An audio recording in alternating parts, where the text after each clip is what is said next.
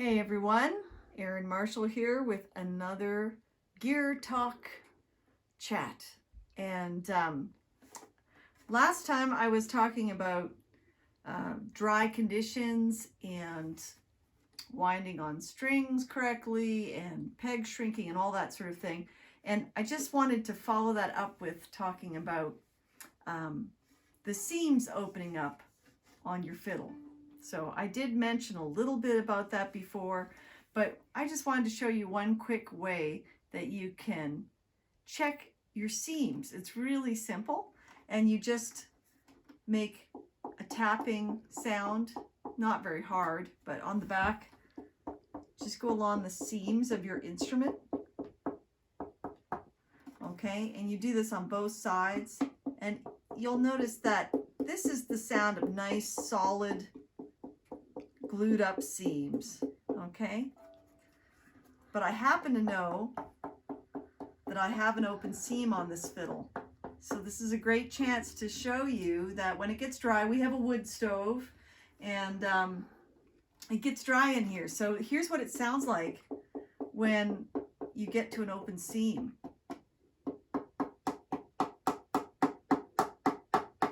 Hear how that was a little more rattly? Try it over here.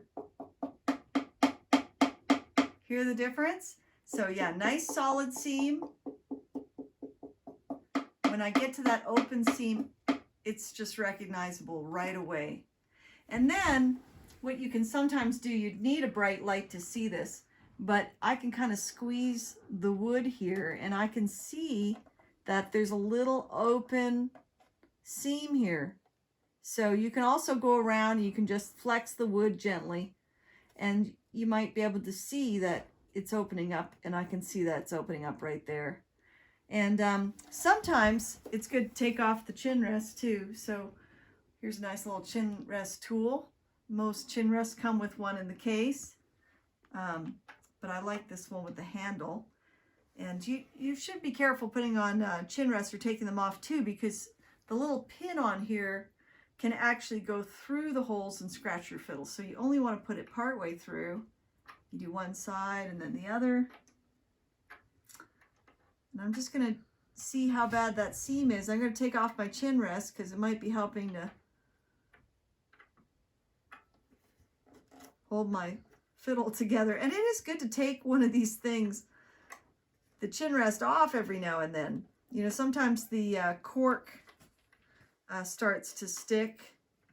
And what happens in the winter is that, as we talked about, our fiddle often shrinks a little bit, the wood. See, so a little bit of the cork came off there. And people often, you know, when the wood shrinks, their chin rest is loose and they'll tighten it up and they'll tighten it up. And they never think about the fact that in the summer, the wood expands again. And then that chin rest is clamped on there really tight. So once in a while, it's good to take it off your instrument. In this case, I'll have to put a little bit of fresh cork on there because a little bit of the cork came off. But I'm going to do that test again. There's that seam. I got a little bit of an open seam right here on the bottom. Then it's good along here. And there's the open seam on the top. Now the good news is open seams are very inexpensive to fix.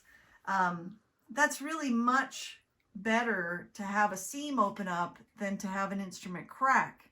So it's a good warning sign that conditions are dry, and if you had a long cold winter, dry winter like we have with low humidity, then sometimes this will happen. You know, and I do humidify my instrument, but it's hard to keep up on it sometimes. So although, you know, I have a violin person I like to go to, and they'll just put a little hide glue in there. They never use white glue or other types of wood glue because hide glue opens up easily, which is what you want. You want these seams to open up rather than the instrument crack this way. So they'll put a little hide glue in there, and they'll put some clamps on there overnight, and in the morning the fiddle will be good as new, and it'll be quite an inexpensive repair. So what you want to watch out for are those little cracks that tend to happen sometimes on either side of the saddle down here. You can get like a little crack that people often don't notice because the chin rest is there covering it up. And if that little crack goes undetected, it will sometimes get larger and go up the body of the instrument, and that's really dangerous if it gets near the sound post. If it turns into a sound post crack, then it's an expensive repair. And the reason that often happens is because the saddle grain goes this way, and it's a very dense wood, ebony, and the top of your fiddle is a soft wood and spruce. And so sometimes a little crack will form here where the wood grain is going different directions. So just keep an eye on that. Keep an eye on all spots on your fiddle just to make sure that if there's a little crack that you get it fixed right away. And hopefully you won't have anything other than just a little open seam once in a while, which is what happened to me. So I thought I would share that with you so you could check your fiddles and take care of them. Take them to the fiddle spa when you need to. And happy fiddling.